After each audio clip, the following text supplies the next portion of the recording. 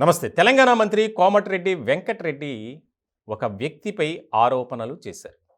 మంత్రిగా ఉన్నటువంటి ఆయన ఎవరిపై ఆరోపణలు చేశారో తెలుసుకుంటే ఆశ్చర్యానికి గురి కాక తప్పరు. ముఖ్యంగా ఒక ఐఏఎస్ అధికారి, అలాగే గత ప్రభుత్వంలో ముఖ్యమంత్రి కేసీఆర్ గారి దగ్గర ప్రత్యేక సలహాదారుడిగా ఉన్నటువంటి మాజీ ఐఏఎస్ సోమేష్ కుమార్ గారి మీద చాలా కీలకమైనటువంటి వ్యాఖ్యలు చేశారు. ఆయన అవినీతి అక్రమాలకు పాల్పడ్డారు, త్వరలోనే ఆ బండారాన్ని బయట పెడతాం అని. ఇప్పుడు ఇదే తెలంగాణ రాజకీయాల్లో, అలాగే అధికార వర్గాల్లో కూడా చర్చ జరుగుతుంది.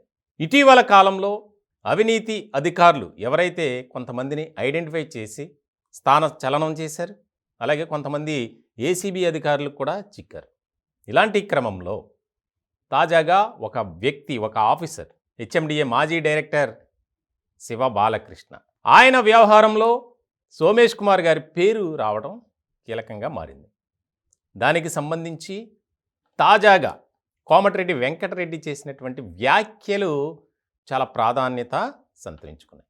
వారం రోజుల్లో ఆయన బండారం బయట పెడతాం అంటే సోమేష్ కుమార్ గారు చేసినటువంటి అవినీతి అక్రమాలకు సంబంధించి వివరాలన్నీ సేకరించారా అనే దాని మీద ఒక చర్చ జరుగుతుంది.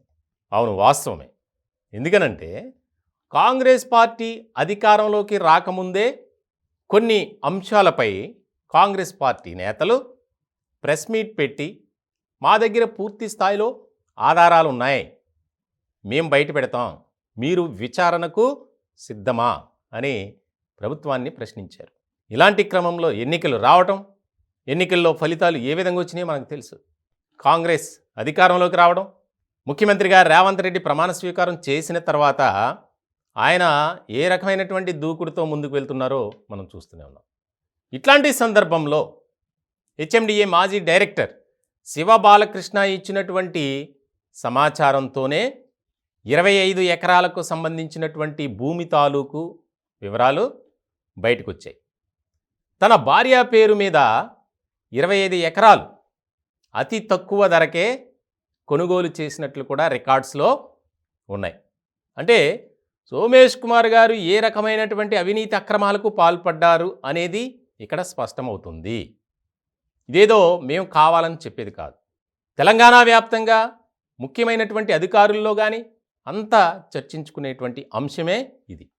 శివ బాలకృష్ణ వెనుక ఎవరున్నారు, ఆయన్ను నడిపించింది ఎవరు, ఈ రకమైనటువంటి అక్రమాలు అవినీతికి పాల్పడటానికి ప్రధానమైనటువంటి కారణం ఏంటి అనే దాని మీద ఒక రకమైనటువంటి లోతుగా విచారణ జరిపారు. విచారణ జరుపుతున్నటువంటి క్రమంలోనే సోమేష్ కుమార్ గారు ఆయన 25 ఎకరాలకు సంబంధించినటువంటి అంశం బయటపడింది. అలాగే కోమటిరెడ్డి వెంకటరెడ్డి గారు చేసినటువంటి వ్యాఖ్యలు దానికి దీనికి ముడిపడి ఉన్నాయి. 5,000 ఎకరాలు హైదరాబాద్ ప్రాంతంలో కొనుగోలు చేశారు. ఆయన పేరు మీద, తన భార్య పేరు మీద, అలాగే బంధువుల పేర్ల మీద, కొంతమంది బినామీలు ఉన్నారు వారి పేర్ల మీద, అన్ని ఆధారాలు మా దగ్గర ఉన్నాయి, మేము బయట పెడతాం. ఇప్పుడు ఇదే ఆసక్తికరమైనటువంటి పరిణామంగా మారింది. చర్చ కూడా జరుగుతుంది. ఈ 10 ఏళ్లలో ప్రభుత్వానికి ఆయన చాలా కీలకమైనటువంటి వ్యక్తిగా వ్యవహరించారు ఐఏఎస్ సోమేష్ కుమార్. ఇంకా చాలామంది అధికారులు బీఆర్ఎస్ పార్టీకి అనుకూలంగా పనిచేయటమే కాదు, వారిని ఒత్తాసు పలుకుతూ ఇష్టారాజ్యంగా వ్యవహరించారు. కనీసం నియమ నిబంధనలను కూడా పాటించకుండా వారు ఏది చెప్తే అదే చేశారు. ఇప్పుడు శివ బాలకృష్ణ అంశంలో కూడా ఇవే ప్రశ్నలు వినిపిస్తున్నాయి. కస్టడీలో ఆయన ఇచ్చినటువంటి సమాచారం మేరకు చాలామంది ఉన్నత అధికారులు, మంత్రులు కూడా బయటికి రాబోతున్నారు. ఈ అంశాలన్నీ కాంగ్రెస్ పార్టీ దగ్గర ఇప్పటికే ఉన్నాయి. అందుకే మంత్రి కోమటిరెడ్డి వెంకటరెడ్డి గారు చేసినటువంటి వ్యాఖ్యలు, ఒక మంత్రి హోదాలో ఉండి ఒక ఐఏఎస్గా పనిచేసి రాష్ట్రంలో కీలకమైనటువంటి శాఖలో ఆయన పనిచేయటం, ప్రభుత్వానికి సలహాదారుగా ఉన్నటువంటి వ్యక్తిపై నిరాధారమైనటువంటి ఆరోపణలు ఎవ్వరూ చెయ్యరు, చేసినా అవతల వ్యక్తి ఊరుకోరు, మనందరికీ తెలిసినటువంటి అంశమే. మరి ఇట్లాంటి సందర్భంలో ఆయన చేసినటువంటి వ్యాఖ్యలు ఏవైతే ఉన్నాయో ఇప్పుడు రాజకీయ వర్గాల్లోనే కాదు, అధికారుల వర్గాల్లో ప్రజల్లో కూడా ఒక చర్చనీయాంశమైంది. అంటే ప్రభుత్వం దగ్గర కీలకమైనటువంటి సమాచారం ఉంది, లేకపోతే ఒక ఐఏఎస్ అధికారిపై ఆయన ఎలా మాట్లాడతారు, త్వరలోనే బండారం బయట పెడతామని ఒక వార్నింగ్ లేగా ఆయన ఎందుకు మాట్లాడారు అనేది ఆసక్తికరమైనటువంటి చర్చకు దారితీసింది. శివబాలకృష్ణ అంశంలో ఆయన హెచ్ఎండిఏలో ఉన్నప్పుడు ఈయన కూడా హెచ్ఎండిఏలో పనిచేశారు, రేరాలో ఉన్నప్పుడు రేరాలో పనిచేశారు. చాలా కీలకంగా ఇద్దరి మధ్య సంబంధాలు ఉన్నాయి అనేది ఒక అంశం. సో ఇలాంటి సందర్భంలో చాలా కీలకంగా మారబోతుంది.